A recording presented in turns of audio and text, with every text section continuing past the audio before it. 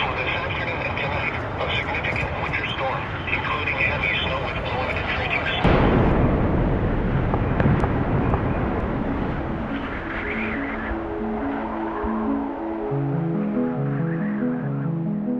Hello, and welcome to the Snowbrains podcast, where it's my job to interview the most intelligent people in the snow sports industry and pass their fascinating knowledge on to you, our listeners. I'm your host, Miles Clark.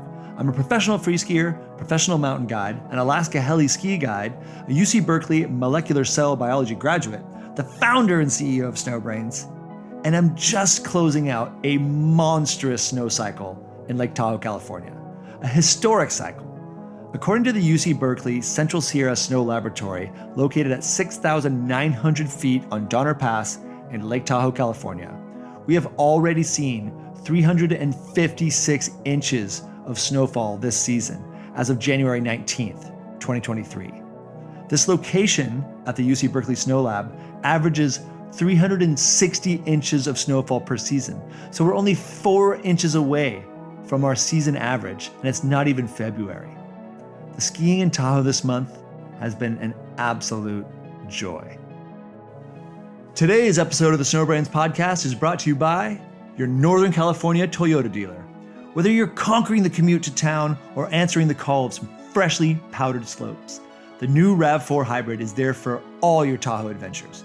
Featuring electronic on-demand all-wheel drive and a 210 horsepower hybrid engine with a 40 mile per gallon combined rating, it's made for action and made for the mountains.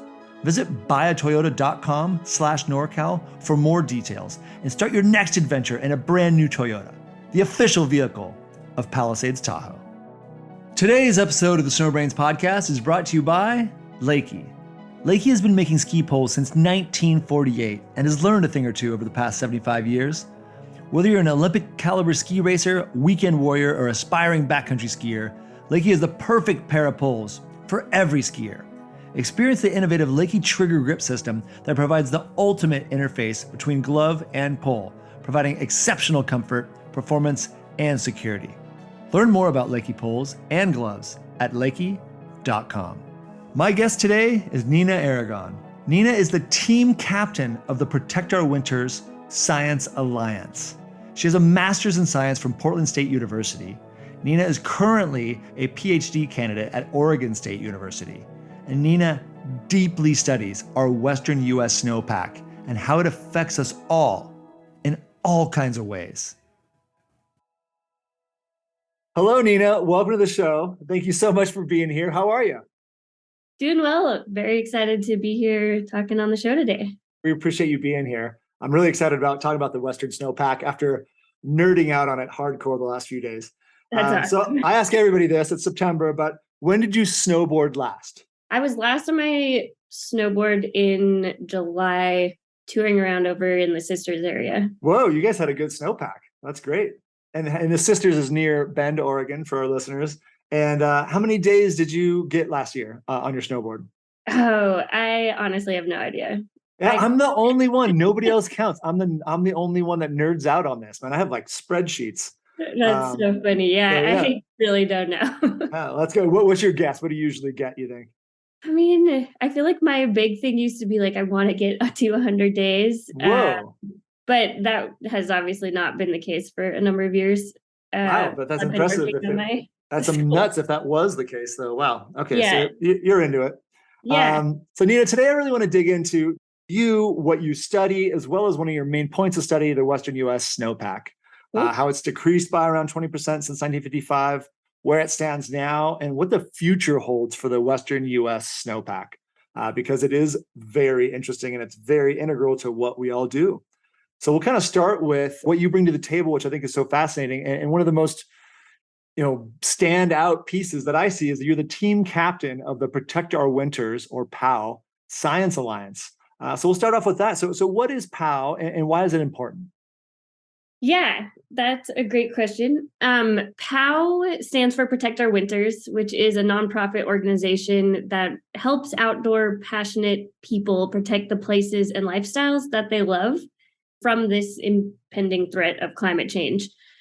You're the captain of the POW Science Alliance. So tell us, what does that mean, and what does the Science Alliance do? So my role as the Science Alliance team captain is to really help POW achieve their goal of turning Protect Our Winters into the most influential climate group in the United States by 2024. And I help to do this by bringing in science voices. Members of the Science Alliance essentially serve as a brain trust for POW. They provide like the most up-to-date research and guidance and expertise to collaborate POW's efforts to create a carbon neutral future. The Science Alliance works directly with POW staff, but also the Athlete and Creative Alliance to mentor them kind of in state-of-the-art science, but also to help educate the broader POW community. So Team POW and everyone who kind of looks to POW to learn more. And this is done in like all sorts of different ways. So sometimes we have Science Alliance members speak in media opportunities. Sometimes it's that direct mentoring of Athlete and Creative Alliance members. And other times it's writing articles or giving lectures or showing up to events to just engage and educate the community. So it's a pretty cool way to see science and outdoor recreation overlap. Most all of the Science Alliance members really have this personal connection to the outdoors and are pretty avid outdoor recreationalists on their own. So it's a really good time. Well, that's so important to me because, before you just said that, I never really understood, where is POW getting this information from? And I love the idea of you have this science brain trust of outdoor people who also are very involved in the science behind climate change and climate science in general. So without you folks, you're so critical, you're so integral to what POW does. I'm just realizing this now. So we appreciate what you do because, without what you folks do, POW would not have the information to push out to us as the general public, and especially your athletes and ambassadors and these people who are pushing all this messaging. So I think that's huge. What you do is very important, especially for POW. And why do you think POW has become an important piece of the fight against climate change? POW has a really good strategy for engaging the public in the fight against climate change in the sense that their target audience is the outdoor state. And when I say outdoor state, what I mean is the 50 million people in the US who recreate outside. 50 million. Yeah, it's 50 million. So if you think about that, that could be a huge political force that can show up and really make a difference. And the thing that I think is the most exciting about this concept of the outdoor state is that it really spans political boundaries and barriers that I feel like are a huge problem in the United States right now, particularly because the outdoors, like it doesn't care what your political identity is. And if you look at the breakdown, it is everyone from conservative, liberal, independent, all of the above. We've got everybody. And I mean, the people who are spending time outside, like they're seeing and feeling all of the changes that are happening. And now it's just a matter of activating those people to help protect those places and lifestyles that they're really pursuing. And I think you're dead on with this. I think that this issue of climate change is becoming more of a middle of the aisle issue, right? I think people on both sides of the political spectrum are realizing that, yeah, this is something that is real and we would like it to stop because of especially these people who are involved with outdoors, especially us who are involved in winter sports. Because the direction that the Western US Snowpack is going is not the direction that we'd like to go. So I think there's a lot of importance. And Jeremy Jones, who created POW, he has a movie that's quite short and easy to watch and fun. That's called Purple Mountains that I watched recently. That really confronts this ideology of Republicans versus Democrats, liberals, conservatives, and where we can meet in the middle on this issue. We're happy to keep your other issues. That's fine, but on this issue, because this issue is so important, let's try to agree on this and move forward on combating climate change. And which leads me to voting, because I know it's a big part of POW's initiative. And I know that you're a climate scientist. Voting is not your specialty, but I think you and I both understand how important it can be. And being involved with POW has led you to more understanding around this. Why do you think voting is so important to the fight against climate change? Yeah, voting is essential because to solve the climate crisis that we have, truly individual action is just not enough. So we need durable systemic change. And the only way that we can make that kind of change is through pervasive action. And that has to be done at policy and institutional levels that are going to transform, well, first curb our carbon emissions, but then also transform our energy infrastructure, our transportation standards, our financial systems, and really kind of all of this together creates a system that we can be part of that is fighting the climate crisis as a whole. So there's 50 million people that probably should be involved with POW right now. I've been signed up for a while. I just kind of renewed my membership and sent a little bit more money that direction because when I talked to Mike Douglas this year on the podcast, his answer to my question, what's the number one thing we can all do to help fight climate change? And he thought it was join a organization that fights climate change, because then they had the power to create advocacy. And I know that POW does do things. POW goes to Congress in Washington, D.C. They talk to people. They explain what's going on. They explain what they're seeing from a human perspective and more. And I think, POW and all these people that have been fighting for this sort of change in Washington, we got a win recently, right? We had the Inflation Reduction Act. So somewhere around $370 billion is earmarked for climate change and environmental justice. So this is huge, and both these topics essentially are going to help try to fight climate change. And I think one of the big numbers in here that we can all, look at and enjoy is a path. They're looking to create a path of 40% emissions reduction by 2030. So I just kind of wanted to throw it at you because I know you've been excited and celebrating this. How big of a climate change win was this, the Inflation Reduction Act? I mean, it was absolutely a huge win. And I think one of the things that's most exciting to me about it is just this emphasis on climate justice. Yes. I mean, explain to us climate justice, please. What does that mean in your mind? Well, I guess in the way that I'm thinking about it is like, are we creating solutions that are accessible to everyone and serve everyone in our society? So when we're talking about this, I think, and when we're thinking about solutions, like if people are looking for individual actions, often the individual actions that are impactful that you can take require really high financial input. And so they're only accessible to a small part of the population. And so that's the thing that's really exciting about this systemic change that we're talking about when we're changing our energy grids and we're changing our reliance on renewable energy, is that these are things that once we change the infrastructure and you go out in the world, you don't actually have to think about, like my individual actions are doing this, that, or the other thing. Like this makes the climate solutions relevant to everyone in our society. This makes it so, the working mom with 3 kids, who's the single working mom with 3 kids, can go take a bus that's fueled by renewable resources and go to work. And like, that is part of this, like the solution. And so it makes these challenges relevant to people across the board. And like, I think part of creating a just future is like removing that capacity from the people who are the least resourced and privileged in our society to also be part of the solution. I love that. And I think a lot of it too is a lot of times some of the negatives that come from climate change, like pollution in certain areas, or certain areas having a lot more refineries and factories and polluting systems in their neighborhoods. I feel like that hopefully is part of the environmental justice as well, right? Let's not focus these, places and people who are getting exposed to more pollution. Let's try to curb that and not have it just focused on one group of people, because it does seem like people of color are getting the worst end of the stick a lot of times when it comes to climate change and just pollution in general. Yeah, absolutely. And I think this is something that's been emphasized in what's been proposed. And it's just really important that we hold our policymakers and the people who are going to create these changes accountable and make sure that we are protecting the marginalized and under-resourced people that are part of our society.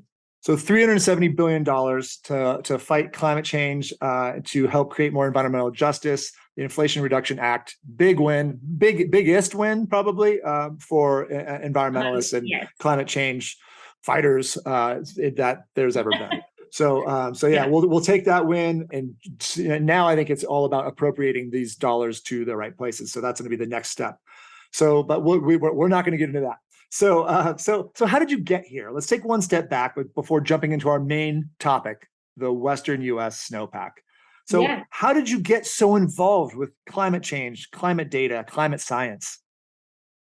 Yeah, it's been a little bit of, it's definitely not been a linear path for me. It's been pretty windy. And really, though, at the end of the day, snowboarding is what brought me to climate science and climate change research. And this was because I did my undergrad up at the University of British Columbia, and I had studied kinesiology up there.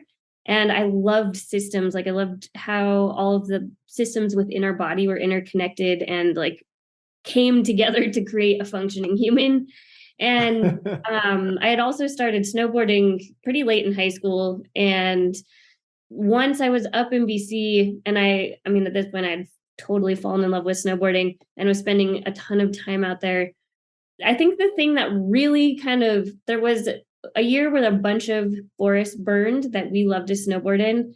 And ultimately, it was the first time that I had started to think about kind of natural systems, just like human systems, and how they were interconnected and played into each other. And while you're snowboarding and you see all these changes around you, it's like this very exciting, but I don't know, like I just am a super curious person. So I just wanted to like dive into all of that work. So I started seeing these big changes that were making me think about how natural systems were connected. But I also had started doing, or had done training through the Canadian Avalanche Association to do snow science, and doing the avalanche operations course through the Canadian Avalanche Association was the first time that I really saw myself in a position of doing science, because you're like in the snow looking at grains and stratigraphy. And I think it was very empowering to be able to actually like hands-on do the science. And it was kind of the combination of seeing these changes around me at these big system scales, and also like being in the snow, doing the science and making decisions off of that science, that really brought me back to school. That is very cool. And so it just triggered your curiosity even more. So you started off snowboarding about 16 years old in Colorado, ended up at the University of British Columbia, learned a lot more with the Canadian Avalanche Association, got into some science in that aspect. Then you ended up going to Portland State and got a master's degree in climate science. And then you ended up, and now you're in a Ph.D. program at Oregon State University. Yeah. So real quick, what did you learn at Portland with your master's in climate science? What we were doing was when you have a lot of atmospheric phenomenon like extreme precipitation or heavy snowfall in a specific place, that's at a very small spatial resolution. Mm-hmm. And when we're looking at forecasting and like climate change models that model how our Earth systems occur, it's often at really coarse spatial scales. And so part of what I was doing in this master's program was trying to figure out ways that we could link local scale impacts to large scale circulation. So synoptic scale circulation patterns are kind of like the scale at which weather occurs. If you look at big weather systems. And so a lot of what I was doing was trying to figure out could we identify key patterns at the synoptic scale that were linked to impacts at local scales. So I looked at extreme precipitation, specifically over Portland, and we identified like key patterns that had impacts in the city of Portland. And we were working with the Portland Water Bureau. We were working with them to kind of identify like key impacts. So if there was a certain weather pattern occurring, could that be linked to their impact so they could make decisions off of that? Really interesting. It seems like a lot of, how does the small picture affect the big picture, and how does the big picture affect the small picture? Yeah, absolutely. And then I think the next part of it was really, because it's a lot, like climate models are really good at the synoptic scale circulation. So then it was, how can we link to like, how might these patterns change in the future? And that had to do with, I think one of the coolest things about working with climate models is you work with ensembles of climate models because of the uncertainty. You want to kind of understand like where are your boundaries to these projections that you're looking at. And that's just your master's. Okay. And then now you have you're working on your PhD at Oregon State University. And what are you folks working on, or what are you working on for your PhD right now? So I am working on a few different projects with my PhD work at Oregon State University. The project that I initially started with was the Community Snow Observations Project. Mm-hmm. And Community Snow Observations engages backcountry users to submit snow depth measurements. I can go more into that later if we want to. Well, I've watched your talk that you gave at the Wyoming Avalanche Workshop, and I thought it was really interesting. And maybe I can boil it down as a layman. Is essentially these folks have all this automated data and all this data from climate models and all this stuff that they create, but they can't for sure know exactly if it's right or not. And so if you go out there and you take your avalanche probe and you stab it in the snow and get a measurement, you can send it to them with an exact location and exact time. And then they can use that in their models to essentially correct their models and correct their current data. So it's hugely important if they have these community snow observations. And then I know there's a lot more to it than that, but I think as the layman, that's where we can understand it and where we can help. And there's a lot of ways to do that. And we can go over that too. Yeah. I think you had a good summary. Essentially, we use these citizen science observations to fill in gaps in the observational record because, the mountains are really complex terrain with hazards like avalanches and extreme weather. And so when people are out there giving us those measurements, we use that both to validate remote sensing products, but also we use that data to assimilate into our snow models. And like you said, it corrects our snow models so that we have a more accurate representation of snow distribution in our mountains. And we actually serve all of these results up on mountainsnow.org. And so you can see these improved snow distributions in near real time. I think there's a 1-day lag right now. And you can use that data to see how your observations improved it, but it's really high resolution data. So it's, as a skier and snowboarder, you also get to use these model results and you can, I've used it a bunch to go see like, hey, where's getting a bunch of snow and what does this look like for where I might want to go? Yes, no, it's super valuable. And then I think is it still Mountain Hub where people can upload their observations? That's actually changed to Snowscope. I want to download the Snowscope app. And if you enter a snow depth in that Snowscope app, that will automatically come to us and it's geolocated and everything. All you have to do is enter the depth. Perfect. So let's all check out, especially if you're out there in the backcountry, let's check out Snowscope app. You can really help with this citizen science and help Nina and her teams with making better models and better predictions and all this, which is going to help us all. So that's huge because you can actually find remotely in the backcountry how much snow they got, which is very valuable, A, for conditions and B, for avalanche information. So let's talk a little bit about your snowboarding before, again, we're about to jump deep into the mountain snowpack of the Western US. So just some fun stuff. Where's your favorite places to ride your snowboard? My favorite place to ride my snowboard is up in British Columbia. The whole Whistler to Pemberton corridor is kind of the sea to sky area. I love it up there. Yeah, it's phenomenal up there, and so many amazing snowboarders and skiers come out of that zone. And I always ask everybody this: what scares you the most in the mountains? Avalanches are probably what scares me the most in the mountains. Me too. And what do you love most in the mountains? Oh, there's so much that I love in the mountains. that one's kind of hard because I think there's just sort of this raw joy that you get from like being in the mountains because there's so much you can learn like as the sport itself. Like you can it's that progression series that's really exciting. Like I love progressing in things and you can kind of endlessly keep progressing, I think.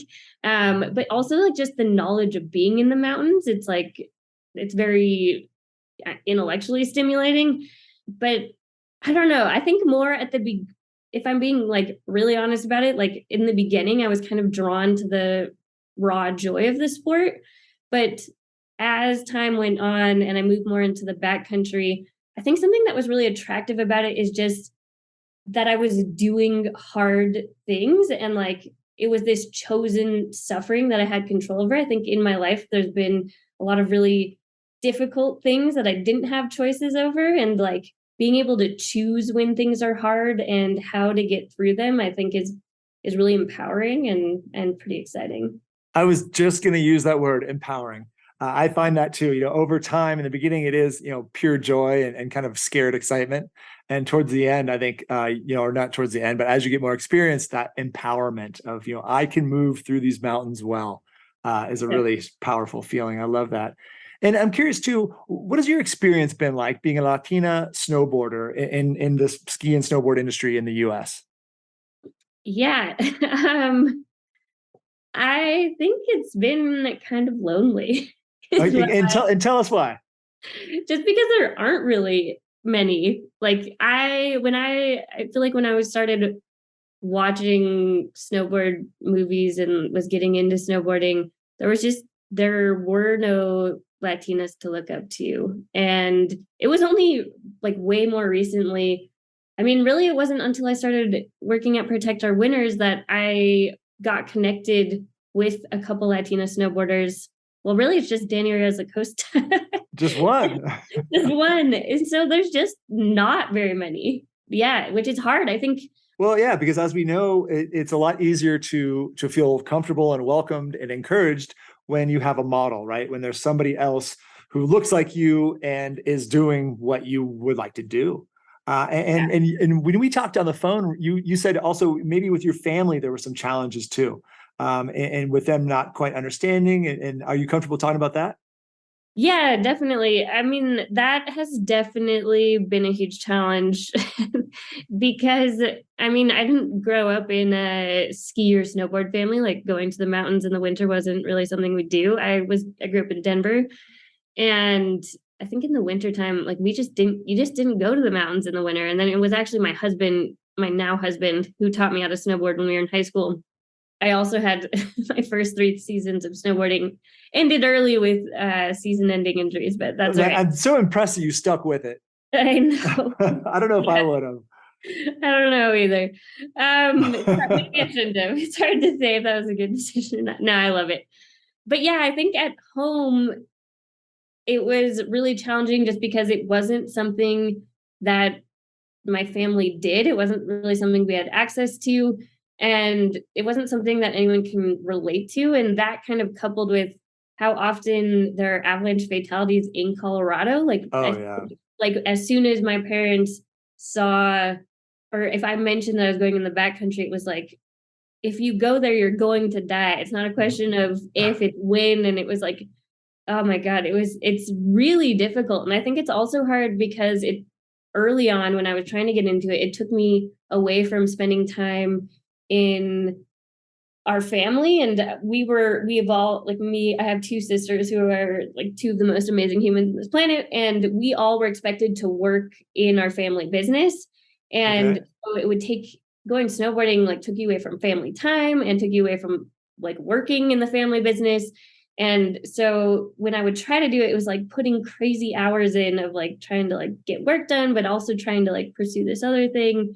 And yeah, I mean, it's amazing what my family's accomplished over their lives. And so if I'm being real about it, there's always a kind of this internal tear of like, my parents gave me access to all these opportunities academically, professionally, in the work that we've done that they never had access to. And so there's also this like huge responsibility, like this weight. And it's really like I guess it's a weight of responsibility of just needing to perform and continue kind of in this version of success and what that might look like. And so I think I've done a pretty decent job of like carving success in my own way. And what was your family business?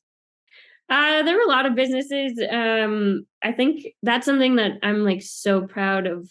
I mean, my parents are pretty amazing humans, but my dad's trajectory has been something that I like really, really look up to and is motivating for me in life, because he kind of came from the type of poverty that we pretend doesn't happen in this country. And he worked at Safeway when I was born, and then was like, I want something different for my kids, and started a series of his own businesses. So I started with landscaping, and then went into Nice. camper rentals, and then got into some real estate, and then got into marijuana.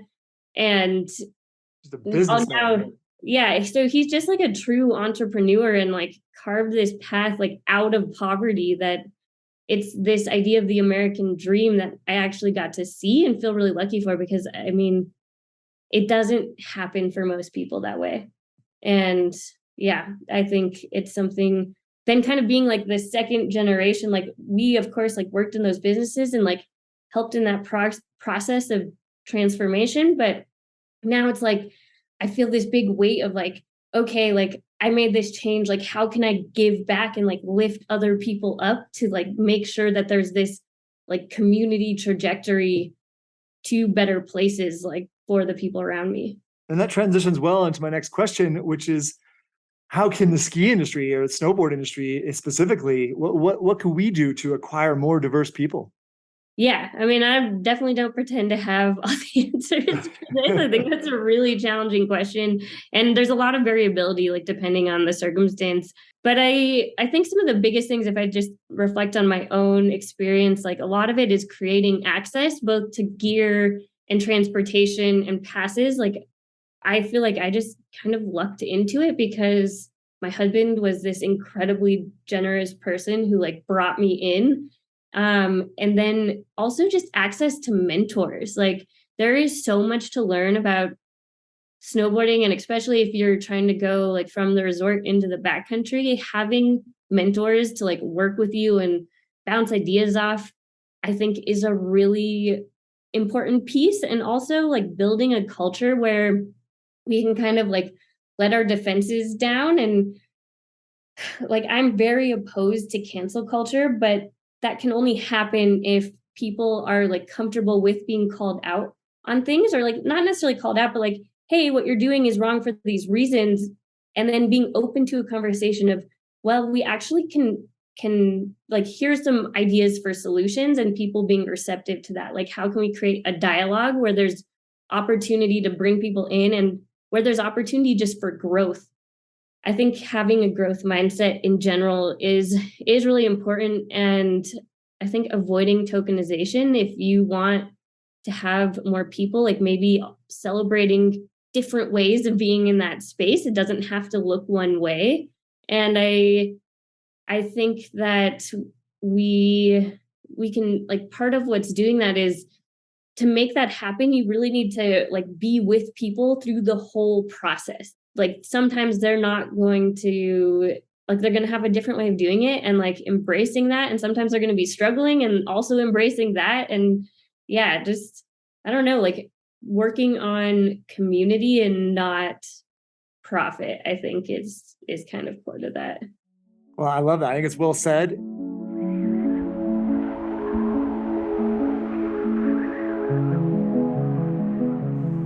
Today's episode of the Snowbrains podcast is brought to you by Lakey. While Lakey is known around the world as the leader in poles, did you know that Lakey makes some of the best gloves and mittens in the industry? Top quality gloves and mittens crafted from 100% goatskin leather deliver exceptional comfort, craftsmanship, warmth, and durability. All Lakey gloves work in perfect harmony with Lakey trigger poles, but also work seamlessly with any brand of pole on the market. Experience Lakey gloves and mittens today. Learn more at leki.com. Today's episode of the Snowbrains podcast is brought to you by your Northern California Toyota dealer. Hit the trail and discover your next Tahoe adventure in a Toyota Tundra TRD Pro Hybrid, featuring an available iForce Max hybrid engine that generates an electrifying 437 horsepower with 583 pounds per foot of torque. The TRD Pro also tows up to 12,000 pounds, so you can take the adventure with you. It's made for endurance and made for the mountain. Visit buyatoyota.com/NorCal for more details and start your next adventure in a brand new Toyota, the official vehicle of Palisades Tahoe. So thanks again for sharing all that. And the main thing I want to talk about today is the Western US Snowpack, which I know is near and dear to your heart and your studies, and very near and dear to my heart and my profession, and I think to everybody listening. So How has the Western US snowpack changed in the past 75 years or so? Yeah, there's been quite a bit of change with the Western snowpack. We've seen huge decreases in the aerial extent. So, like how much area is covered in snow, that has been decreasing quite a bit. Also, the number of snow covered days have been decreasing. So, the duration of our snow season. And one of the things with warmer temperatures that's happening, of course, is that we're seeing the snow elevation actually move up to higher elevations. And we're seeing a change, a transformation of our precipitation from snow to rain, especially at lower elevations and in kind of more maritime snowpack climates. To name a few of the big things we're seeing, I think some of the most interesting changes we're seeing are also related to like where different systems interact. So, like how wildfires are influencing our snowpack and how that overlap of where wildfires are occurring and where we have snowpack is changing, which is something, of course. Ooh, tell us that though, just real quick. How do wildfires impact snowpack? Yeah, wildfires have a very large impact on our snowpacks. So you first have to start with the snowpack energy balance. What melts snow? And incoming solar radiation is the thing that melts snow the fastest. And if we have a forest that has a big canopy, a lot of that incoming solar radiation is actually blocked. And so you have snow that's in these shaded areas. If you have a fire, you kind of get a couple big effects that happen. First, you get rid of the canopy coverage that's there. And so there's much higher incoming solar radiation that has the ability to melt snow. But that's kind of compounded by this effect that happens where you have these charred stems, right? And they're black. But if you think of snow, snow is one of the brightest surfaces on Earth. It has a really high albedo, is what we call it. And so it reflects a lot of the light that comes down. But in these burned forests, one of the things that's happening is you actually get deposition of black carbon and micro charcoals that are coming from these burnt stems, and it decreases the albedo of the snowpack. And so it amplifies that melting of this increased solar radiation even further. And I'll try to do this and try to remember this to link the video. But this last winter, I ended up in Lassen National Park in California, and they had a big burn there, and I skied it, and it had that, and it was not long after a storm either, so it was really, really fresh snow. It was good powder skiing, but it had just a little bit of gray on it, and it was because all the trees, it was such a fresh burn, were shedding black charcoal. And when you looked back, you could see exactly where my track was because it was white because I'd uncovered the snow underneath, and everything else was black. So, and so you imagine then once the sun hits that and has a lower albedo, it's absorbing that, and it's just going to melt that snow that much faster. Yeah, exactly. So it's a pretty huge effect that we're seeing. And there's actually a study that just came out. The burned area in places that also receive snowpack has increased. Because of that, wildfire influence on snowpack has also grown. Yeah, that's huge. And we're talking about millions and millions of acres of Western forest getting burned. I think it was here just in 2021, California wildfire season. I think they saw 8,000 fires or something burned 2.5 million acres just in California, just in 2021. So you can imagine the effect that this is having on our snowpack. So a wildfire, big detriment to the snowpack and more. So what you've mentioned already is, we're getting less snow, we're getting more rain, unfortunately. And I know that, we had Randall Oosterhuber on here who worked for 25 years at the Donner Summit Snow Lab for UC Berkeley. And he was talking about, the snow levels have gone up by around 1,000 feet over time on average, and somewhere around 50 fewer freeze days per winter. So major impacts here. So we'll move forward because we're going to cover all this stuff again. But I want to talk about the frozen reservoir. So what is the frozen reservoir, and why is it so important for our water supply? This is one of my favorite, or the things that I'm most interested in about snowpacks. But our snowpacks in the mountains essentially serve as a natural reservoir for our water supplies, especially in the Western US, because we receive most of our precipitation in the wintertime. And the snowpack is holding that water, but then there's a lag to when that water is available because it needs to melt to become available for other uses. So there's sort of this mismatch between like when we get water and when we use our water. And snowpacks are kind of the controlling mechanism between those two things. And that has been changing over the last while and is definitely going to continue to change. And we're going to talk about all those changes today. And I have a neat quote from the EPA, the US EPA, is in most Western river basins, snowpack is a larger component of water storage than human constructed reservoirs. So basically saying we have more water stored in snowpack than we do in our actual reservoirs. And that's huge, because these frozen reservoirs are enormous for us. Just for drinking water alone in California, 30% of California's drinking water comes from the Sierra Nevada snowpack. And that's from the California Department of Water Resources. And then I just read from the NRCS Snow Survey supervisor, John Lee. He says that 75% of Oregon's water supply comes from the mountain snowpack. So this is important stuff, right? Water fuels what we do as human beings. So we really need to do what we can to maintain these snowpacks. And what's changing for us is let's just say everything when it comes to snowpack. So changing snowfall, changing snow melt, and changing peak snow. So essentially peak snowpack. So we're going to dig into all that now. And I have a bunch of data here I can share. And I know you have stuff in your brain you can share. So we'll just kind of start with, how is snowfall amount changing in the Western US? Yeah, in most parts of the Western US, we are seeing more of our snowfall fall, or more of our precipitation fall as rain instead of snow. And so that's especially true at low elevation places. It is worth saying that there are places where snowpack is increasing. So it's not a universal across the Western US. There's actually some interesting things, especially at really high elevation sites where snowpack is actually projected to increase for a while as well. And it all has to do with the Clausius-Clapeyron scaling, where warmer air can hold more water vapor. And like if it stays below a certain level, but has increased a little, if it stays below freezing, but has increased a little bit from what it was historically, you're going to have more water vapor that can create more snow. So anyways, and when you say that, I'm thinking atmospheric river, right? Like when we get the Pineapple Express, these big atmospheric rivers come up from Hawaii. We get a lot of rain down low. We get a lot of snow up high. Yeah, well, so that is an example of a transport mechanism that would be bringing these events. So yeah.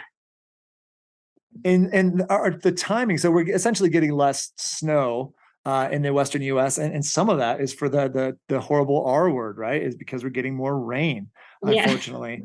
And the timing of the melting of the snowpack is changing. Because if it starts earlier and finishes earlier, that timing can be off for human water demands, for fish migrations, and more.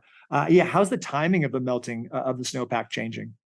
Yes, the timing, we're typically seeing our snowpack start to accumulate later in the year. So I was actually just looking at an analysis of this in the Western US, and the month we've lost the most snow water storage is actually in November. Oh, interesting. We're seeing snowpacks start accumulating snow later, and then they're not accumulating as much snow, and then that snow is disappearing sooner in the year. And I feel like the November situation should have the most impact on skiers and riders, because as a person who works in this industry, I know from the data that people froth way harder in the fall than they do in April. By April, people are over it. And April and May, I think, is the best skiing of the year. But in November is when people really want to get out there. I mean, when the ski resorts like Arapahoe Basin in Colorado and Loveland, when they open in October, people lose their minds and they go up there and wait in lines, and the conditions kind of, they're okay, they're marginal. But people are just so excited in November. So this is impactful, right? We're losing our November snowpack. And you're saying that might be the focus of when we're losing that most snow coverage. So, and then the timing of our deepest snow, so we'll say peak snowpack, is shifting earlier. Is that right? That is correct. Yes. Then that's a pretty widespread trend that we've seen. Yeah. I mean, it seems to be all across the US. And I'm going to rattle off. I just read this great EPA survey. So get ready for a few datum here. So a bunch of data here. Listeners. So in 2022, this year, the EPA made a survey, and it's basically data from 1955 to 2022, and it's over 1,000 sites across the U.S. Western mountains, essentially. So I think something like 800 snow-tell sites and hundreds of manual snow measurements. And can you tell us really quick what a snow-tell site is?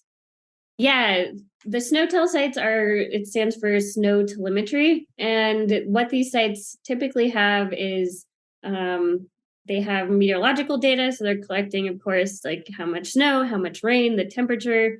But they also have snow pillows, which are there's a bunch of different types of snow pillows. But essentially, they're weighing the snowpack to see how much water is being stored in the snowpack at a certain site across the U.S.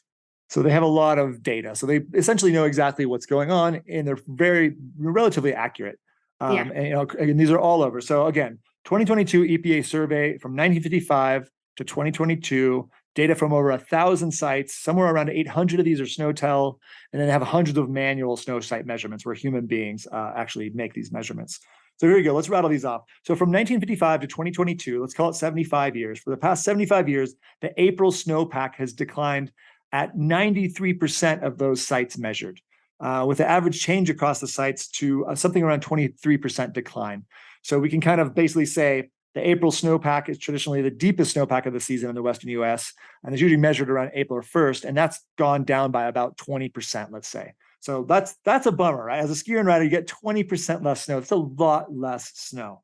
So that's a little hurtful. So again, and here's more. So large and consistent decreases in April snowpack have been observed throughout the Western US. So this is backing up the last point. But these decreases are especially prominent in Washington, Oregon, Northern California, and the Northern Rockies. So while some, and Nina spoke to this, while some stations have experienced an increases in April snowpack, all 12 Western states included have experienced a decrease in snowpack on average in the last 75 years.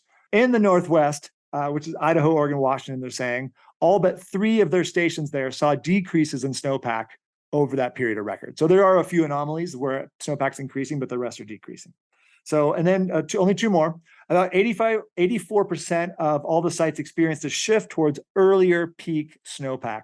So they're getting their deepest snow earlier in the year, earlier than average. And the earlier trend is especially pronounced in the southwestern states like Colorado, New Mexico, and Utah. So, and across all stations, peak snowpack has shifted earlier by an average of nearly 8 days since 1982, based on the long-term averages. So basically, compared to average, all across all the Western US, our peak snowpack is about 8 days earlier than it used to be. And then here's the last one. So from 82 to 2021, the snowpack season became shorter at about 86% of the sites where the snowpack was measured. So across 86 of these 1,000 sites. And across all the sites, the length of the snowpack season decreased by about 18 days on average. So that's 18 days with basically more that you have no snow. So 18 days less snow covered ground. And again, all of these are challenging as skiers and riders. So my I don't even know, my feely question to you is, how does it make you feel when you hear these statistics? And is this what you're seeing in your data as well? Yeah, I mean, I think we're all using the same data, and these stats are all, I mean, these are trends that are really well known across the Western US. One of the things, this is like I think where it gets really interesting though, is if you start looking at kind of the subtleties. So for example, I don't love when people just talk about April 1st snowpack as like the indicator that we're losing our snowpacks, because we've seen that the peak SWE has shifted earlier in the year. So of course the April SWE is shifted. And can you define SWE for us, snow water equivalent? Oh yeah. Okay. So the SWE, or the snow water equivalent, is the amount of water you would get if you were to melt a given depth of snow. So for example, you might have a depth of snow of 10 centimeters, and if you melted that, you'd get 3 centimeters, all depending on the snow density. Yeah. So how dense is your snow? So in Colorado, in general, we'd say that the SWE is going to be less dense, and the snow is going to be less dense. Excuse me. And in California, for example, we're going to have more dense snow. So. Yeah, I think it's really interesting to look at. Like, so if we're seeing earlier snowpacks, one of the other things that we've noticed is that snow is actually melting slower than it used to. Whoa! Why is that happening? That sounds good. Well, yes and no. I mean, no, not really, because essentially what's happening is if the whole snowpack, if you look at that whole season that's snow covered and that moves earlier in the year, there's less radiative input in the middle of winter when we have earlier or when we have just less incoming solar radiation. And so if we move the snowpack to earlier in the year when there's less incoming solar radiation, it's going to melt slower just because there's not as much forcing to melt the snowpack. And so it's just these subtleties of, well, if we move it earlier, it might melt slower, but but the whole snowpack is reduced at the same time. And so if we reduce the whole snowpack, but it's earlier in the season, like even if it melts slower, it's still not going to make up for the water that we would have had if we didn't move it earlier in the season and had less of it total. Mm-hmm. And so in your mind, in my mind, it's better to have a later peak snow depth. Is that how you feel about it? As far as having the more snow? Really, the date of snow disappearance is one of the things that matters the most. So like how long does that stay on the landscape? Because snow is like the other huge, snow is important for water resources. But I think the thing that gets overlooked a lot is the role of snow in actually our climate itself. Because snow is such a bright, reflective surface, it actually plays a huge role in regulating our climate. So if we're losing snow-covered area, we're actually increasing the it will contribute to increased temperatures, right? Because you're not getting a lot of that energy reflected back out into space. I think one of the results here is if we have less snowpack and we have less snow coverage, that's going to lead to more brown and green surfaces of the earth. So you're going to get more absorption of the sun, which is going to increase temperatures. So the more snowpack we have, the more we can reflect that sunlight back out to space and keep the earth relatively cool. So, so it's just another mechanism, another feedback loop here where we're losing snowpack leads directly to the climate getting warmer. So yet another challenge. Let's jump into, and I think it just creates more urgency. All of this makes me feel, and I think you feel more urgency. So earlier peak snowpack, we talked about that, and then earlier melt. So how is an earlier melt affecting our water supply? Yeah, I think there's a couple different things that are really important for water supply. I mean, one of the biggest human demands that we have for our Western water is, of course, for agriculture.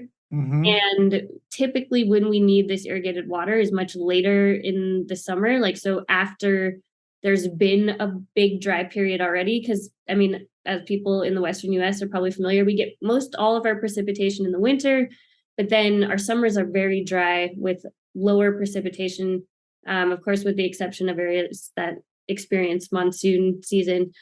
Anyways, as our snowpack moves earlier, we're losing that natural reservoir capacity. We're relying more and more on human-built reservoir capacity. And one of the challenges of that is holding enough water to meet both agricultural demand, but also municipal demand and ecological demand. And so the ecological demand has to do with like the timing of forest greening and like when our soils dry out and like how that actually plays into wildfire risk, but also like when fish migrate in our rivers, because if the flows get too low and the water gets too warm, it's actually not good for the fish. And so you kind of have all these competing factors that are relying on this water supply that has decreased substantially and is trying to be held in this limited man-made reservoir capacity that we have. And speaking of reservoir capacity, hydropower has been huge for the Western US. We have the biggest dams in the nation. So I got some data here. We have less hydropower, less water in these reservoirs. So I think most people have heard about this, but Lake Mead, which is the Hoover Dam, and Lake Mead's in Nevada and Arizona, just hit its lowest level since it was created in 1935. So it's down to 1,040 feet right now. So, Yeah. and so here in September, so end of September. So if the water levels fall just 90 more feet, the dam will no longer be able to generate power at all. So power output is already down 36% due to low water levels right now. The Hoover Dam powers 1.3 million people, and it's half of that power goes to Southern California. And then you have nearby Lake Powell, the Glen Canyon Dam, Utah, Arizona. It's critically low, and the Bureau of Reclamation expects it to be just 32 feet above minimum pool power by January 1st. So by January 1st, it's only going to be 32 feet above a point where it won't be able to make power any longer. Again, so this is all has huge, if you will, quote unquote, downstream impacts, the U.S. Western Snowpack. So let's talk a little bit about, so I think we feel comfortable where we are now. So we're getting less snow, we're getting more rain.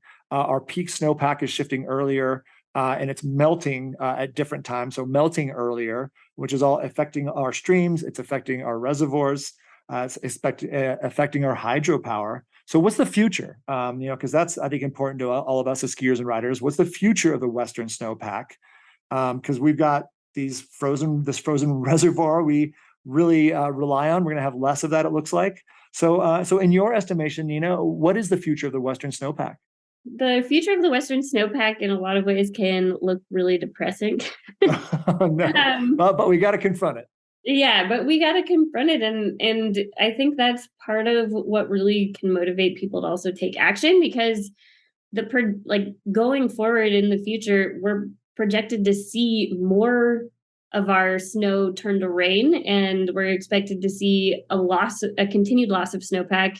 One of the things, though, that I want to mention while we're talking about future snowpack is just that when we're thinking of climate change, like, there is a tremendous amount of climate variability. So as we go forward, we have to also be ready to see that we will have a lot of snow years in the future, but we're talking about this average trend. And so we're going to see like increasing frequency of reduced snowpacks, and we're going to see earlier dates of snow disappearance and reduced peak squeeze and more rain instead of snow, but it's always going to fluctuate. And so one of the things, like when we're talking about climate change, to just be sure to think about is that there is going to be variability. So just because we might get one year that's really good again, like in the next 5-10 years, like that doesn't mean that it's not a problem anymore, because the long-term trends are pretty scary of just like the amount of snow that we're going to lose, both from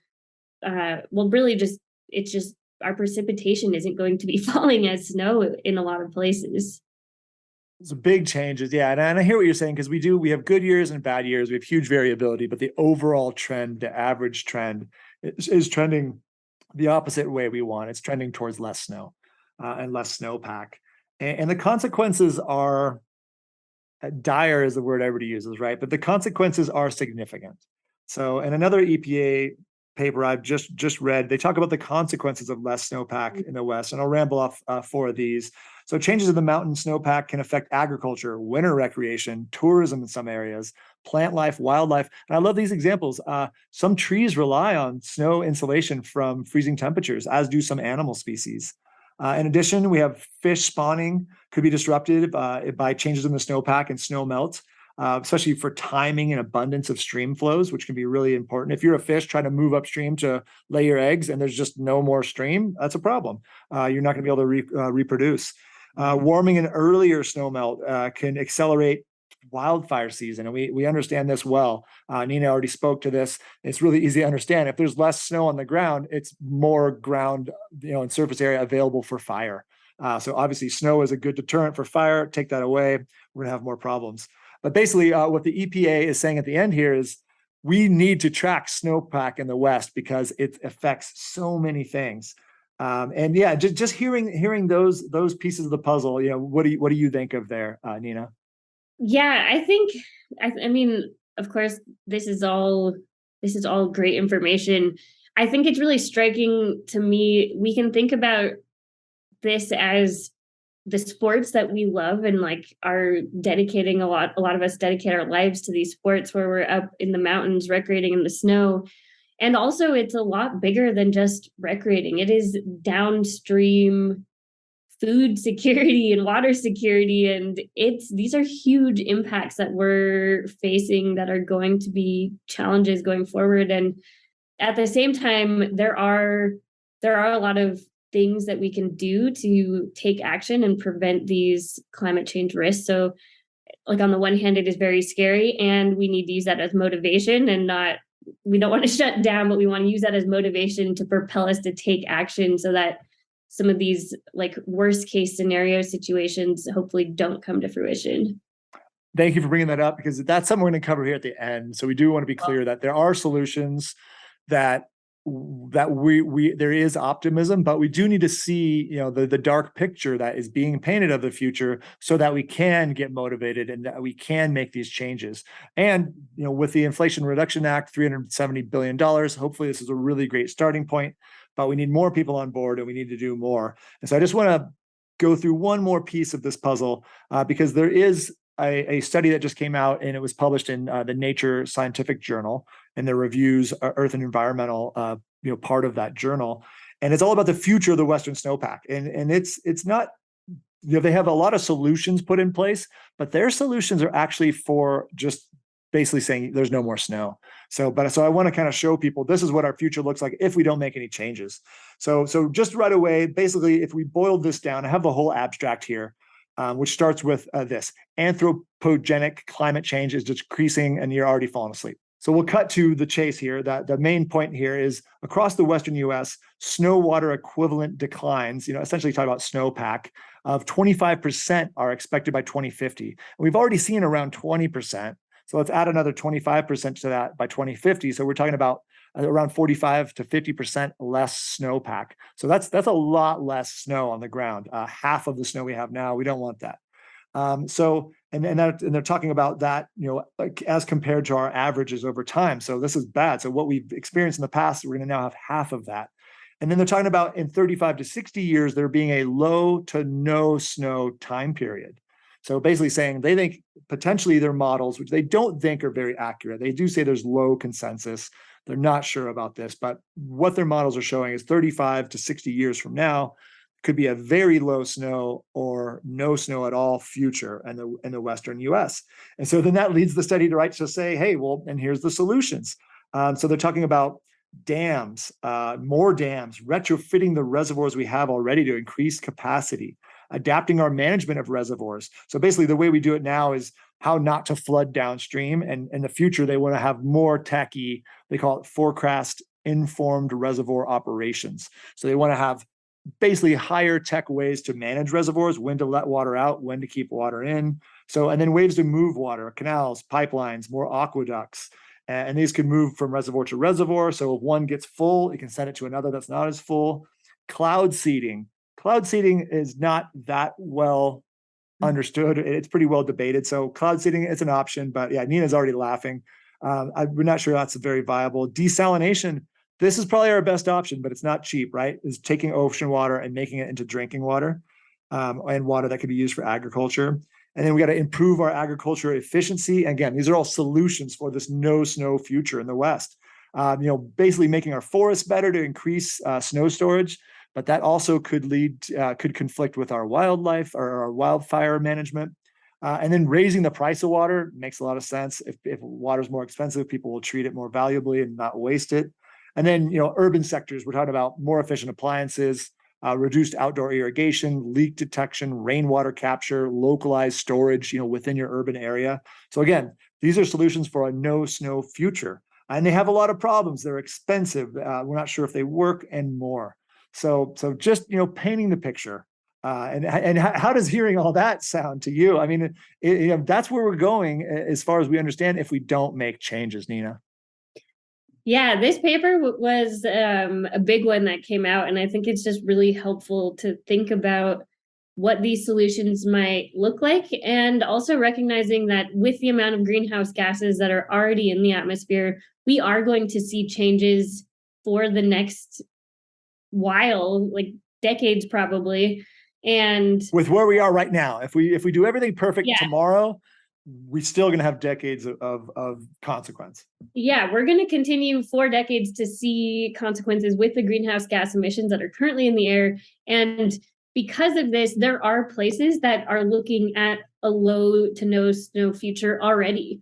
And so it's great that they're talking about these solutions, because there are going to be places that already are going to need to implement some of these. And yeah, that then it really comes to us to really try to limit how many places that's going to happen in. Absolutely. And that's our next topic. So what do we need to do to stem this? We got a lot of big problems coming our way. We don't want to have to build tons of dams and retrofit reservoirs and cloud seed and make pipes all over the place and desalinate and raise the price of water and do all of these things. I mean, maybe we need to do this stuff anyway, but we don't want to have to do this stuff. And on top of that, it means less skiing and snowboarding for all of us. So we've got a lot of problems in the Western Snowpack. We've got some solutions in mind. But as skiers and riders, we don't want to see that. We want to see snow on the ground. We want to keep skiing. So what do you think? These are the general question. We can get more specific, but what's the basic? What needs to be done to fight climate change? Yeah, there is a lot that needs to be done, but it's exciting because it's all very achievable. So most recently, the United Nations body for assessing science that's related to climate change released this report on climate change, and they outlined viable options for climate change solutions. And one of the biggest things that we need to do is immediately cut greenhouse gas emissions. Once these greenhouse gases are in the atmosphere, their effects last much longer than when they're emitted. And so we just need to cut greenhouse gas emissions. And this means that we need to focus on a transition, an energy systems transition. We need to be focused on renewable energy sources. And at the same time, we need to update our grid, our electric grid, to be dependent on these renewable energy sources. I think the other big sectors for it where we can make a big impact are in the financial sector. And this kind of crosses paths with the financial sector and big institutions. They often have these big endowments that they're working with, and they're investing in fossil fuels. And we need to get these big players with these huge investment portfolios to invest and move their money to renewables and to sustainable solutions that can kind of help back from the financial side as well. And so that's another big thing to look at. And of course, the transportation sector is huge, transitioning our vehicles to electric, and then making sure that we have the infrastructure to support electric vehicles across the country. No, that's huge. I mean, I think the electric vehicles, transportation is a huge percent. I want to say transportation's 25 to 30% of greenhouse gas emissions. And then, if we could get these big financial players to invest in renewable energy, they could completely change the economic landscape, right? And they can make these the hot commodities. It would shift. It would get involved with the stock market. But we're just clinging on to fossil fuels for dear life. And do you think with these changes, can these major changes be done by individuals, or does it need to be government? Ultimately, these solutions have to be systemic, and they have to be based in the infrastructure of how our country's operating. And so those are government changes. But as individuals, we need to elect people who are pushing these policies forward. And we also, one of the things that was really interesting that also came up in this United Nations report that was specific to the US is that one of the biggest barriers to climate change action is actually polarization. And so I think one of the things that we can think about as individuals is finding that common ground in outdoor spaces, kind of like what we talked about Powell's mission, is we can find common ground in these outdoor spaces and have conversations to break down barriers that are leading to these really polarized conversations. I think a lot of people just kind of adopt political identities and all of the policies that come with that. But let's talk about individual policies instead of a political identity, and try to work on solutions from that perspective. I think that that's really powerful, and we can go a long way with that. Well, and this is an esoteric group that we're talking to today, right? These are skiers and snowboarders for the most part. But the threat is there, right? We've already lost 20% of our snowfall. We're going to potentially, if everything stays the way it's on the track we're on right now with greenhouse gas, we're going to lose another 25%. So we're going to be that 50% less snow by 2050. And then they're talking about no snow at all in 35 to 60 years if we stay on this track. So this track is not a track to stay on, people. We want a new track. So, and these are some of the solutions that could get us there. And while we're building these solutions, it's just key that we make sure that justice at local and international scales is also part of the transition. And this is something that is really important that we can talk about. It's just including the voices of the most vulnerable in the transition and the implementation process, and also making sure that we're not leaving anyone behind. So it's really just putting justice at the center of these transitions. I think that's what's going to lead us to healthy communities, thriving ecosystems, and long-term economic prosperity. So in your estimation, does it look like the Inflation Reduction Act did well by saying we're going to put this $370 billion into not just climate change fighting, but also to environmental justice? Oh, 100%. It's essential. We have to have that. On the biggest scale that we've seen real fight against climate change, the Inflation Reduction Act, it sounds like they're doing it right. They have the right pieces in place to make it work, because one's not going to work without the other. So we need the environmental justice as well as the combat against climate change. So this is the major step that we made. Hopefully we start seeing results. Hopefully we start seeing how they're going to allocate this stuff. And hopefully we're involved in in the allocation, as voters, as people. So get out there and vote, people, because, I think, again, climate change shouldn't be a polarizing issue. It should be in the middle, because especially if you like to ski and ride, it's going to affect you no matter where you sit what side of the aisle you sit. And then is there anything you think we can do better as individuals? Sometimes I feel like, I try to do the little things. I didn't have a car for 18 years. Hopefully that contributed a little bit. But as individuals, do we have much of an impact, or is it really the bigger governmental changes that really make the impacts? There's always things that we can do as individuals. I think one of the challenges with individual action is that the most impactful individual actions have a pretty high barrier to entry. So doing things like installing solar panels on your roof, or buying an EV, like getting a heat pump for your house, like those are all like pretty big price tag items. And so those are huge. And if you have the resources to do them, absolutely do those things, because if enough people do it, it totally makes an impact. It's just those actions alone aren't going to get us there. We need that, but we cannot get there without the big infrastructure systemic change that the policy and government can implement. I agree. That's the way I feel too. So, but I do think the individual level is also really important, because the small things do add up. And I think the culture, right? So as we make these changes as individuals towards combating climate change and being more environmental, I think we're creating a culture that hopefully continues to spread throughout the U.S. And once the culture is more widespread, that will lead to action. I think it'll lead to voting. It will lead to organizations. It will lead to increased, membership in organizations. So again, I do want to say one of the best things, I think, parroting what Mike Douglas told me, and I think you agree, one of the best things you can do to fight climate change is join a group that fights climate change. So there's a lot of them out there, right? The Sierra Club, POW, I joined a few of them just for good measure, because now they have your voice, right? They can, when they go talk to Congress, they can say, we have 20 million people who feel this way. You represent them. So if you want to stay in office, if you want to move forward, you need to move forward with us. So I think that's huge. Anything else to add on that? I guess just to build off that, I think one of the big things that people often overlook too is we have big federal elections, but also we have local elections, and there's often policies that you can vote on directly in your community that will support these things. So being plugged into an organization that can, I think sometimes policy can get pretty overwhelming pretty quick. So if you're plugged into these organizations, sometimes they can help give you the resources to understand what's being proposed out there, what's in the ballots, and where you really can make votes that are kind of working to implement these actions. And that's a big thing that POW does, because I know what part of your thing I think is called Stoke the Vote. And they'll be getting a lot of information out there on federal and local levels for the midterm elections coming up, and essentially saying, hey, here's how we think you can best vote for the environment. And so they'll kind of give you some tips and clues and information that you can look into and make your vote count towards fighting climate change. Because again, this all circles back in a feedback loop to how much snow do we have?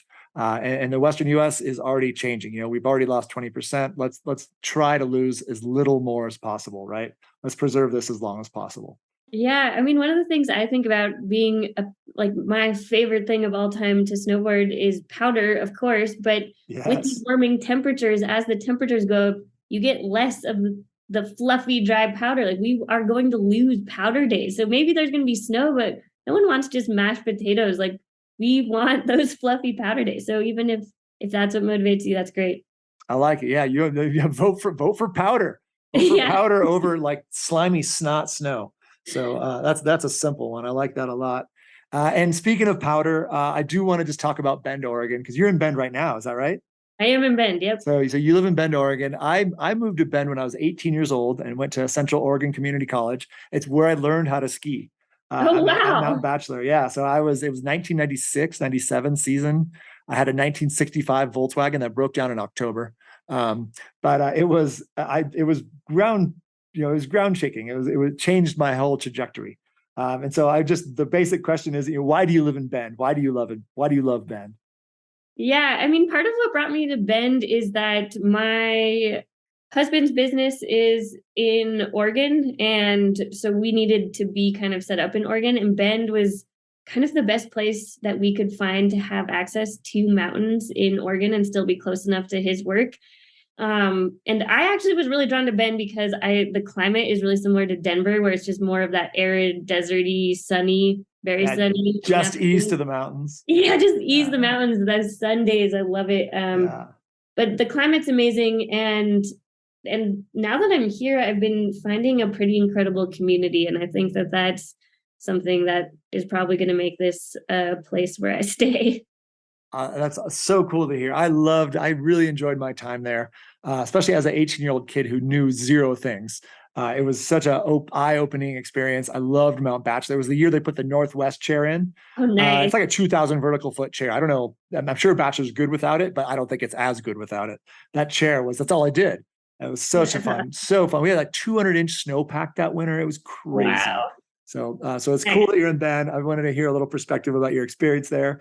And one of my last questions, or the last question is, what's next? What's next for you and your journey? That's a good question. I mean, I'm wrapping up my Ph.D. at Oregon State University. Congrats. And yeah, thanks. The light at the end of the tunnel is there, but we still got a ways to go. Yeah. I have been loving the advocacy work that I've been doing with POW. I think they're an awesome organization and like truly embody what it means to be community as an organization, which has been really cool. And there's a hub in Bend, so I hope to continue to work with them. But really, I think my goal is to work on water climate solutions in some capacity, not necessarily in academia, but I want to build solutions to complex problems in the context of climate change. Like we have so many water challenges, and I just want to be part of that solution making process. And I want to snowboard as long as I can, which is hopefully forever. Those are kind of some of my big goals. Well, I like both of those. I hope you snowboard forever. And then I think if water solutions is going to be your focus, you're going to have plenty of work, because that is going to be our biggest problem in the Western US. Yeah, it's going to be a challenge. Nina, thank you so much. That's all I've got for you today. Do you have any other thoughts you'd like to share here at the end of the show? No, this has been awesome. Thank you so much for having me, Miles. I appreciate you. Nina, thank you so much once again. I really appreciate talking to you today, and have a great day. And I hope we get to go skiing and snowboarding again someday. Yeah, totally. Have a good one. Bye. All right, bye. Thank you so much for listening to the Snowbrains podcast. If you liked this podcast, please share with your friends and family, and please subscribe. To find out more about Snowbrains, please visit us at snowbrains.com. You can also find us on Instagram, Twitter, and Facebook at Snowbrains. This episode of the Snowbrains podcast is brought to you by your Northern California Toyota dealer. Family fun adventures begin at Palisades Tahoe, and the best way to get there is in the Sequoia TRD Pro Hybrid. The iForce Max twin-turbo V6 hybrid engine packs a punch with 437 horsepower while still giving you up to an EPA-estimated 22 miles per gallon. That's amazing. So you can feel the power without feeling it at the pump. It's made for adventure, and made for the mountain. Visit buyatoyota.com/NorCal for more details and start your next adventure in a brand new Toyota, the official vehicle of Palisades Tahoe. Today's episode of the Snowbrains podcast is brought to you by Lakey. Not all ski poles are created the same. The Lakey Trigger 3D Grip is an innovative design that replaces traditional straps and connects your hands directly to the grips, enhancing comfort, security, and performance. This proven technology can be found in many Lakey products, ranging from World Cup ski race poles used by Michaela Schifrin to those used by recreational skiers across the country. Experience the Lakey Trigger system once, and you'll never go back to traditional straps again. Learn more about Trigger 3D at lakey.com. This episode of the Snowbrains podcast was edited by Jared White, music by Chad Crouch, and I'm your host, producer, and creator, Miles Clark.